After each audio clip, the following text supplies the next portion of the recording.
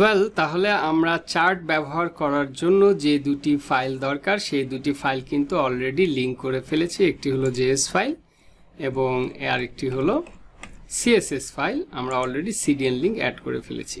এখন আমরা chart add করব কোন জায়গায়, সেটি হলো অবশ্যই কন্টেইনার ফ্লুইড এই জায়গায়। তো এখানে আমরা ডিভ রো নামে একটি রো নিলাম এবং প্রত্যেকটি চার্টের জন্য আমরা রো ইউজ করতে পারি। এখন এইখানে যেই চার্টটি আমরা দেখাবো সেই চার্টের এক্সাম্পল কোডটি একটু দেখে আসি।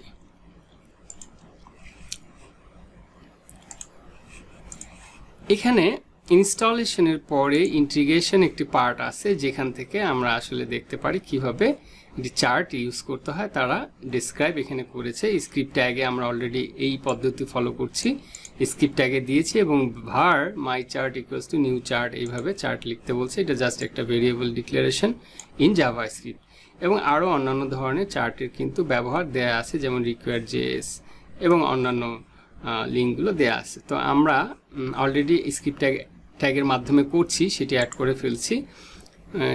করে ফেলেছি। এখন ইউজেস সেকশনে যদি যাই, তো ইউজেস সেকশনে আমরা দেখতে পাচ্ছি যে চার্ট ইউজ করার জন্য ক্যানভাস নামে একটি ট্যাগ ব্যবহার করতে বলা হচ্ছে, যেখানে একটি আইডি দেওয়া আছে, উইথ হাইট দেওয়া আছে এবং এখানে একটা ভেরিয়েবলে document.getElementById, এটি আমরা অলরেডি জাভাস্ক্রিপ্টে দেখেছি। অর্থাৎ এই আইডিটাকে সিলেক্ট করা হচ্ছে, তারপরে গেট কনটেক্সট 2D দিয়ে এইভাবে কিন্তু চার্ট ব্যবহার করতে বলা হয়েছে এই যে আইডিটাকে, অথবা এইভাবে কিন্তু চার্ট ব্যবহার করার কথা বলা হয়েছে। এখানে চারটা ডিফারেন্ট ওয়েতে দেখানো হয়েছে, আমরা যে কোনো একটি ব্যবহার করতে পারি।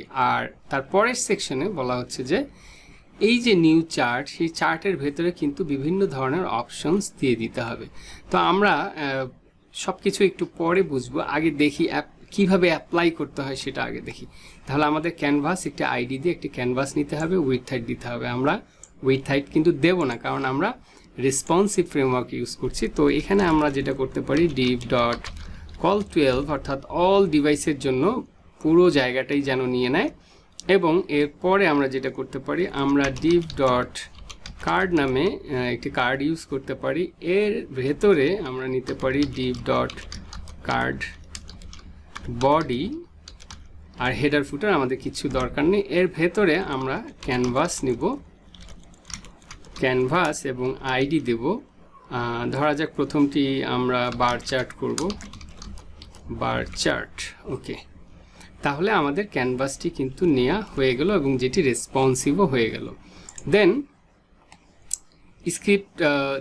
ক্যানভাস এই সেকশনটি আমাদের কমপ্লিট। এখন আমাদেরকে বলছে যে এইভাবে এই কোডটুকু দিতে হবে। আমি কপি করে নিলাম পুরো কোডটি।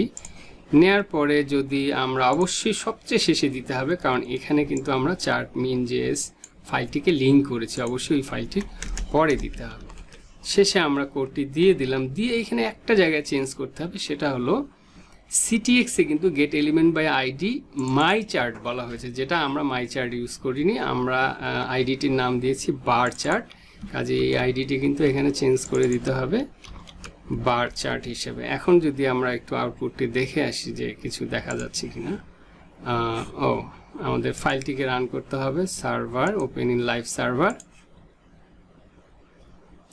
এখন এখানে কিন্তু আমাদের নাইসলি একটি আমরা বার চার্ট দেখতে পাচ্ছি, যেখানে অনেকগুলো ভ্যালু আছে, red, blue, green, purple, orange, তারপরে এখানে নাম্বার অফ ভোটস এরকম। এখন আমরা দেখি কালার এবং লিজেন্ডগুলো দিয়ে এগুলোকে আমরা চেঞ্জ করতে পারি কিনা। যেমন টাইপ এটা বার, এখানে আমরা কিছু চেঞ্জ করতে পারবো না।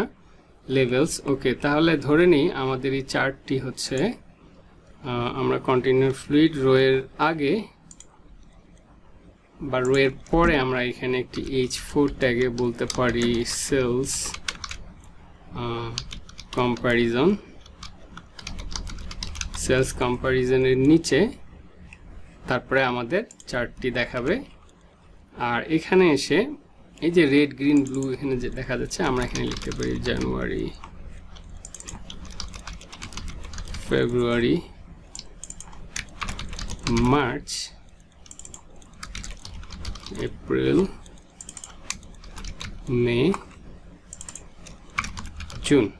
আমরা এখানে কিন্তু 6 মাস বা 6টি ভ্যালু দেওয়া আছে, আমরা চাইলে আরও অনেক ভ্যালু দিতে পারি। এখন এই যে লেভেলগুলো, এই লেভেলগুলোর উপর ভিত্তি করে আমাদের 6টি করে ভ্যালু দিতে হবে প্রত্যেকটা সেকশনে। যেমন এখানে আপনারা চাইলে লেভেল চেঞ্জ করে কিন্তু করতে পারি সেলস কম্পারিজন, যেটা একদম টপে দেখাবে। এখানে 1 2 3 4 5 6, অর্থাৎ 6টি যেহেতু লেভেল আছে আমাদের, 6টি লেভেলের জন্য এখানে 6 ধরনের ডাটা থাকতে হবে। অর্থাৎ জানুয়ারিতে সেলস কীরকম ছিল, ফেব্রুয়ারি, মার্চ, এপ্রিল, মে, জুন, এইভাবে প্রথমটি হচ্ছে জানুয়ারি, তারপরে ফেব্রুয়ারি, এইভাবে। এখানে RGBA কিছু কালার ব্যবহার করা হয়েছে, যেটা আমরা জানি। আমরা এখানে এইভাবে কালার না দিয়ে কিন্তু আমরা সরাসরি কালার লিখেও দিতে পারি, আমরা কালারের হেক্স কোড ব্যবহার করতে পারি।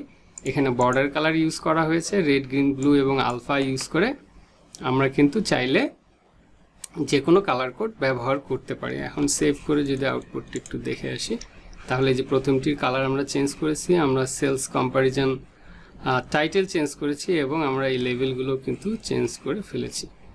ওকে, তাহলে মোটামুটি এখানে আমাদের কয়েকটি বিষয় দেখতে হবে। সেটি হলো যে চার্টের টাইপ হতে পারে বিভিন্ন ধরনের। আমাদের এই চার্টটি হচ্ছে বার টাইপ, এবং চার্টের লেভেল দিতে হবে।